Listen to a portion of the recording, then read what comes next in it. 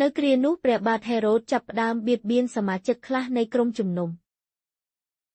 ទ្រង់បានឲ្យគេប្រហារជីវិតលោកយ៉ាកុបជាបងរបស់លោកយ៉ូហេនដោយយល់ឃើញថាជនជាតិយូដាពេញចិត្តទ្រង់ក៏ចាត់គេឲ្យទៅចាប់លោកពេត្រុសថែមទៀតពេលនោះជាពេលបុណ្យនំបហងអេតមេ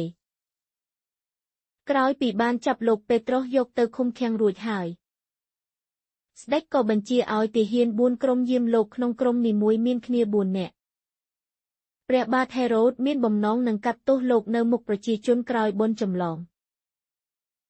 ដូច្នេះលោកពេត្រុសក៏ជាប់នៅក្នុងមន្ទីរឃុំឃាំងនៅពេលនោះទៅក្រុមជំនុំបាននាំគ្នាទូលអង្វរព្រះជាម្ចាស់ឥតស្រាកស្រានសូមព្រះអង្គជួយលោកទេវតាដោះលែងលោកពេត្រុសនៅយប់មុនពេលដែលព្រះបាទហេរ៉ូតយកលោកពេត្រុសទៅកាត់ទោសលោកសម្រានទាំងជាប់ច្រវាក់ពីខ្សែផងមានទាហាន2នាក់នៅអមសងខាងហើយក៏មានទាហានយាមនៅមាត់ទ្វារពន្ធនាគារដែរពេលនោះទេវតារបស់ព្រះអម្ចាស់មកដល់ហើយមានពន្លឺភ្លឺក្នុងទីឃុំឃាំង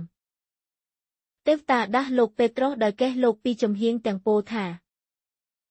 សូមក្រោកឡើងជាប្រញាប់ច្រវាក់ក៏របូតធ្លាក់ពីដៃលោកទេវតាពោលមកកាន់លោកថាសូមក្រវ៉ាត់ចង្កេះហើយពាក់ស្បែកជើងទៅលោកក៏ធ្វើតាមទេវតាពោលមកលោកទៀតថាសូមពាក់អាវក្រៅហើយអញ្ជើញមកតាមខ្ញុំលោកពេត្រុសក៏ចេញពីទីឃុំឃាំងដើរតាមក្រោយទេវតាទៅលោកពុំនឹកស្មានថាការដែលទេវតាកំពុងធ្វើនេះជាការពិតទេលោកស្មានតែលោកយល់សប្តិទេវតានិងលោកពេត្រុសបានឆ្លងផុតកន្លែងយាមទី1និងកន្លែងយាមទី2ហើយមកដល់ទ្វារដែកដែលបែរទៅរកទីក្រុងទ្វារនោះរបើកនៅមុខអ្នកទាំងពីរអ្នកទាំងពីរដើរទៅតាមដងផ្លូវមួយហើយរំពេចនោះស្រាប់តែទេវតាចេញបាត់ពីលោកពេត្រុសទៅលោកពេត្រុសបានដឹងខ្លួនក៏ពោលថាឥឡូវនេះខ្ញុំដឹងថាហេតុការណ៍នេះជាការពិតមែនព្រះអម្ចាស់បានចាត់ទេវតារបស់ព្រះអង្គមកដោះលែងខ្ញុំឲ្យរួចពីកណ្ដាប់ដៃរបស់ស្ដេចហេរ៉ូតនិងរួចពីបំណងដែលប្រជាជនយូដាបំរុងធ្វើមកលើរូបខ្ញុំយល់ឃើញដូច្នោះហើយលោកក៏ទៅផ្ទះនាងម៉ារីជាម្ដាយយ៉ូហានហៅម៉ាកុសជាកន្លែងមានបងប្អូនជាច្រើនកំពុងជួបជុំគ្នាអធិស្ឋាននៅពេលលោកគូសទ្វារមានស្ត្រីបម្រើម្នាក់ឈ្មោះនាងរ៉ូដាចេញមកសួរនាងស្គាល់ថាជាសំឡេងរបស់លោកពេត្រុសដោយនាងត្រេកអរខ្លាំងពេកនាងពុំបានបើកទ្វារឲ្យទេនាងបែរជារត់ចូលទៅជូនដំណឹងប្រាប់ពួកបងប្អូនថាលោកពេត្រុសមកដល់ហើយលោកឈរនៅមាត់ទ្វារគេនាំគ្នានិយាយមកកាន់នាងថានាងឈួតហើយប៉ុន្តែនាងបានប្រកែកវិញថាលោកពិតជាមកដល់មែនគេពោលថាប្រហែលជាទេវតារបស់លោកទេដឹងលោកពេត្រុសនៅតែគូសទ្វារដែលគេក៏ចេញទៅបើកទ្វារឲ្យហើយពេលឃើញលោកគេងឿងឆ្ងល់យ៉ាងខ្លាំងលោកពេត្រុសធ្វើសញ្ញាឲ្យគេនៅស្ងៀមរួចរៀបរាប់អំពីរបៀបដែលព្រះអម្ចាស់បានជួយលោកឲ្យចេញរួចពីទីឃុំឃាំងលោកមានប្រសាសន៍ទៅគេថាសូមយកដំណឹងនេះទៅជម្រាបលោកយ៉ាកុបនិងពួកបងប្អូនផងបន្ទាប់មកលោកបានចេញពីទីនោះធ្វើដំណើរឆ្ពោះទៅកន្លែងមួយផ្សេងទៀតលុះភ្លឺឡើងពួកទាហាននាំគ្នាជ្រួលច្របល់យ៉ាងខ្លាំង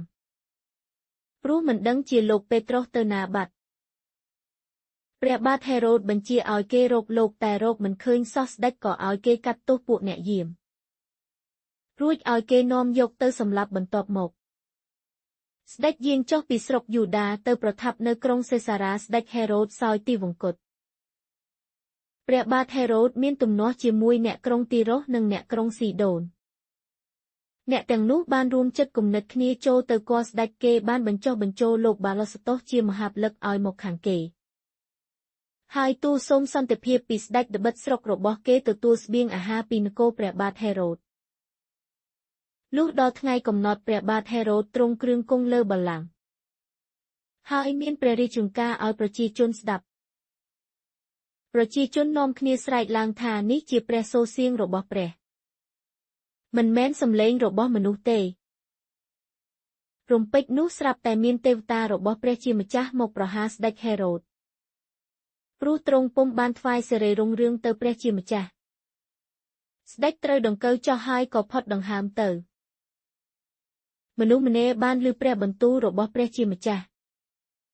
ហើយចំនួនអ្នកជឿបានកើនឡើងជាលំដាប់រីឯលោកបាណាបាសនិងលោកសូលកាលបានសម្រេចកិច្ចការនោះរួចហើយក៏ត្រឡប់ពីក្រុងយេរូសាឡឹមវិញទាំងនាំយ៉ូហានហៅម៉ាកុសមកជាមួយផង